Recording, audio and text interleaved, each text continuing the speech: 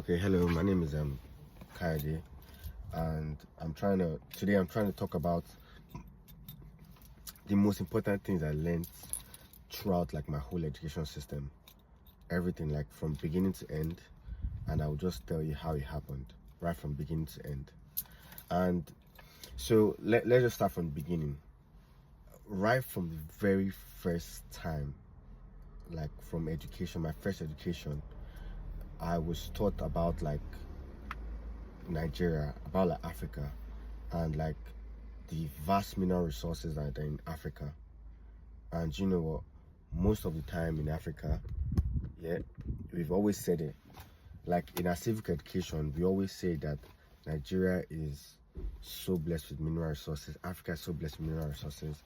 And I never understood that because like it was always there. They always said it. But like like growing up and advancing, you kind of hear what they say, but your reality is different. You know, your reality is different because you see a lot of poor people. If I'm being honest, Africa is a poor country. Sorry, Nigeria is a poor country. Africa is a poor continent.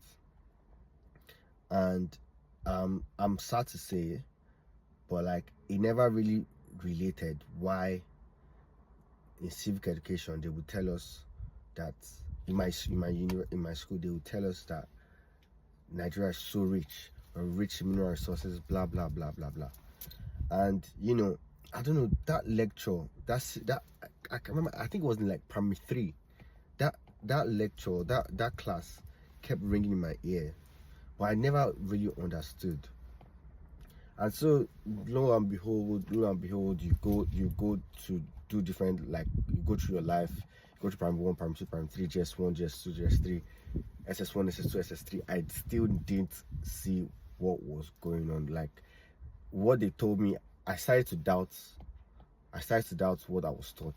And you see, that's a thing about like African countries, or specifically Nigeria, is that we actually doubt people's credibility, because the real truth is that a lot of people lie, a lot of people have bullshit, like a lot of people are bullshitters.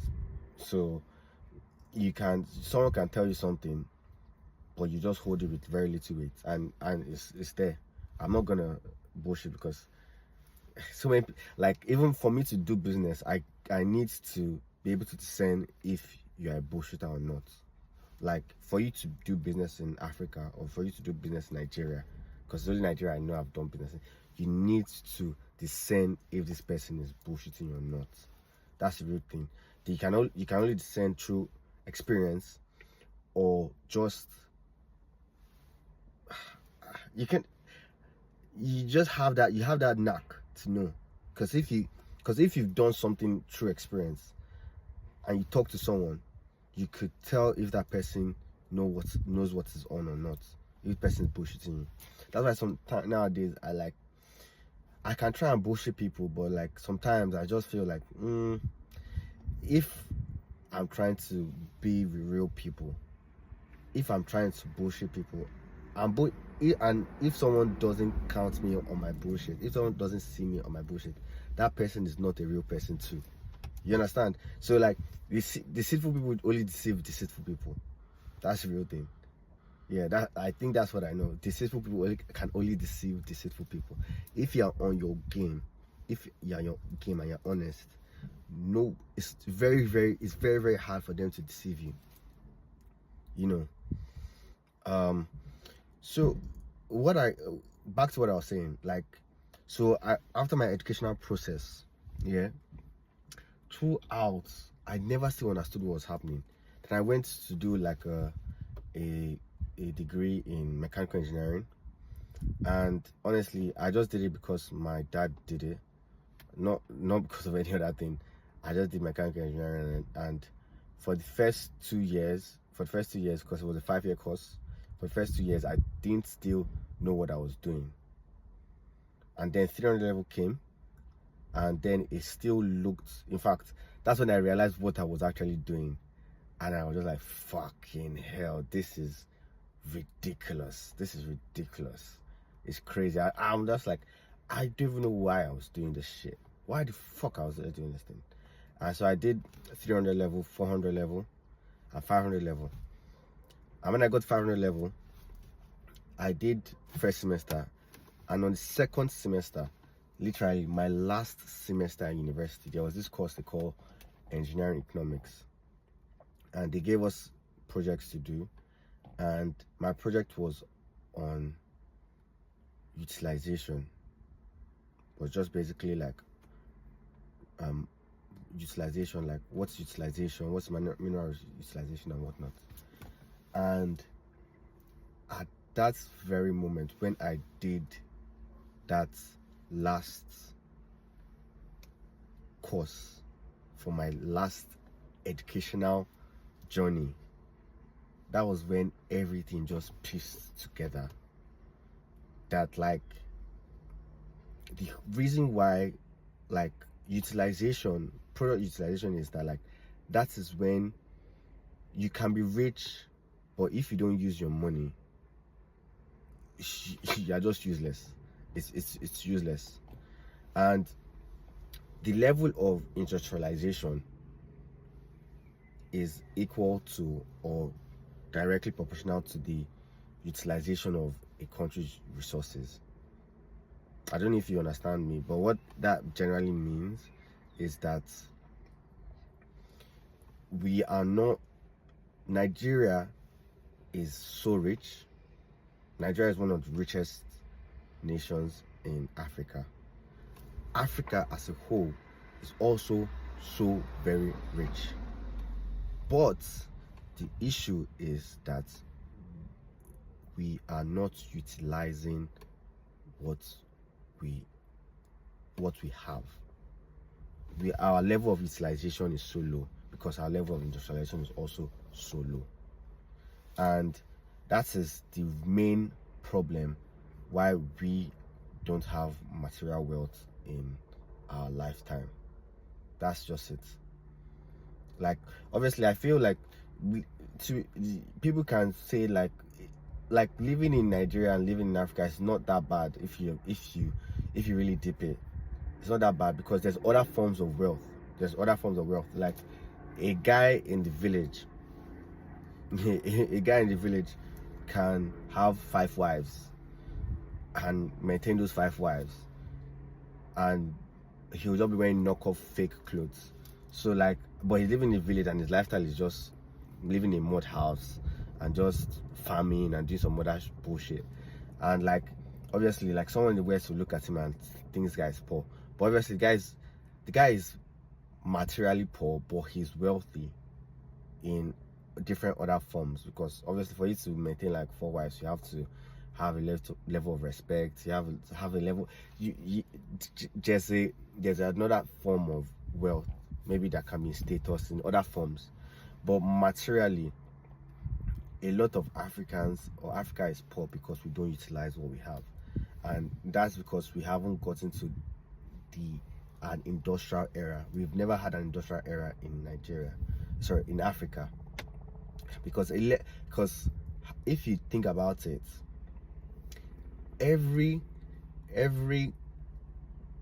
developed country and a developing country like Asia, they actually went through an industrial phase, because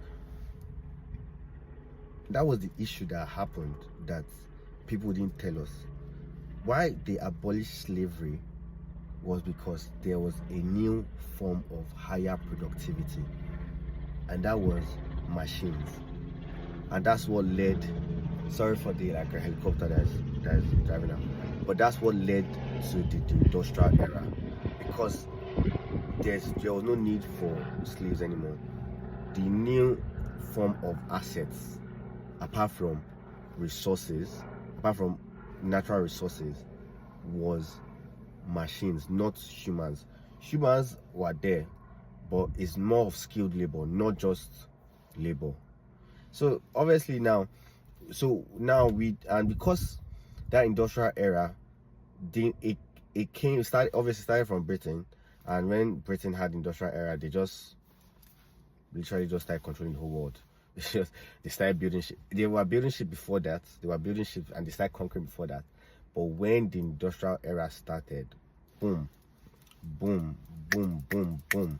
That's when real colonial, like there was no need for like before they were doing trade, and trade was uneven and unfair trade. Yeah. But after like the industrial era started, there was no, they started sacking people in the workforce because there was no need for unskilled labor. They just needed managerial skills and very, very highly specialized skills. And so they abolished slavery. That's what it is. Yeah, that's what it is. Because if there are no machines, there will still be slaves. But that's another era.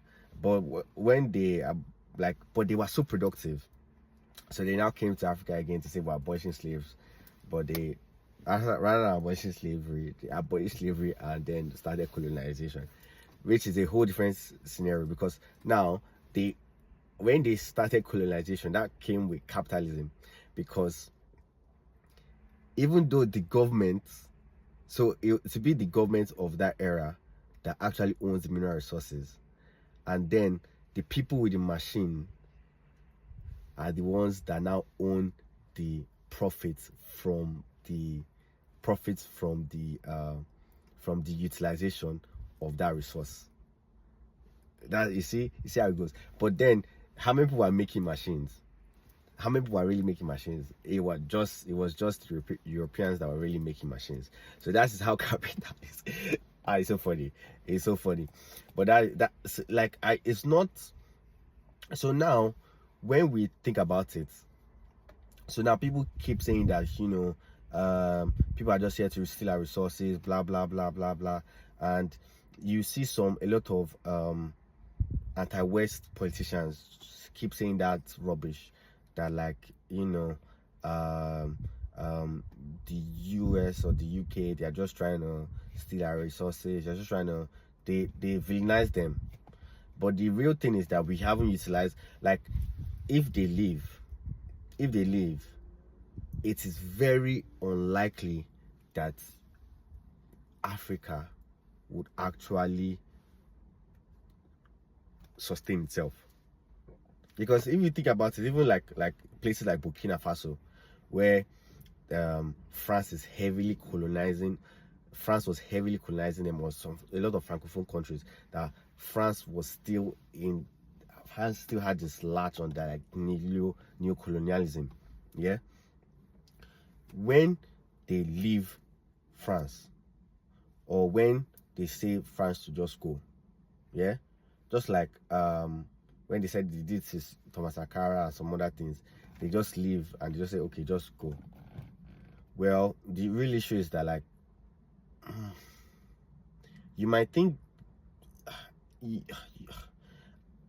I'm afraid to say that Africans, we don't yet have that skill, or we still don't have that knowledge, which is actual fact. We don't actually have that knowledge yet, because we did not, as a country, or as a continent, or as a people, we haven't really made the technology that we use for utilization our own. That's why people still talk about representation in technology, representation everywhere, because most of the technology is built by people that are not like us. So because it's built by people that are not like us, they are not really taking account your own lifestyle. Do you understand? So that is why I've always thought about that, and that's what the utopia of Wakanda is, or the utopia of African technology. It means us actually owning our systems, actually owning our technology, actually owning things that make us grow, actually owning ourselves. Because without that, we'll still be heavily reliant on people. Think about it, the story of Wakanda was literally that a country had vibranium, and yeah, they had vibranium, and that country, what they did was that they were the only country that had vibranium, and what they did was that rather than selling the vibranium to other people, other countries to take the vibranium, they closed their borders and they built their technology to utilize vibranium. That is so crazy. And yeah, that is so funny, but that is what it is. We need to turn Africa to Wakanda. It's not, we don't need to close our borders, but we need to own our technology to a large extent. We need to own our technology to utilize what we have. Because if you think about it, like there was this plant, like there's this plant, Ajakuta steel making factory. It was built by the Russians, yeah, and probably you might think that it was because they made some trade deals. Obviously, this is how the world works, because the real truth is that we don't have the technology right now to do anything, so we still need to make trade deals. We need to maybe give a portion of our natural resources, and so they give us their machinery to help us utilize it. But we also need to invest in R&D. You see, we also need to invest in our own R&D so that we can actually be competitive. Yeah, it's so funny. Yeah. So, but I think the whole point of all this thing I'm saying is that don't let anybody tell you that Africa is not rich. Just always think of how to utilize Africa's wealth. Always think of how to utilize Africa as well. Don't think of how to cheat people. I didn't say you should think of how to cheat people, because I didn't say think of how to cheat people. I'm saying there is wealth in Africa, be it mineral resources, be it human resources. Think of utilizing those resources. Always think of utilizing those resources. Don't think of stealing. Don't think of stealing. Because if you just think about stealing, or if you think about just making money, the real thing is that you can make money without actually making value. But the thing is that real value comes from real money, huge amount of money comes from actually giving value. Do you understand? And giving value can come in terms of convenience, in terms of productivity, in terms of there are some value is not people. Obviously, money is valuable. Money is valuable because that is how to, it's a means of exchange. That is the only value of money. But value is value. Convenience is value. Productivity, there are things that are, trust is value. We need to know what value is and then try to optimize for value. Yes, thank you and welcome, and thank you for listening to my TED Talk. And yeah, there'll be more of this, so you just need to watch out and watch my pages. All right, bye.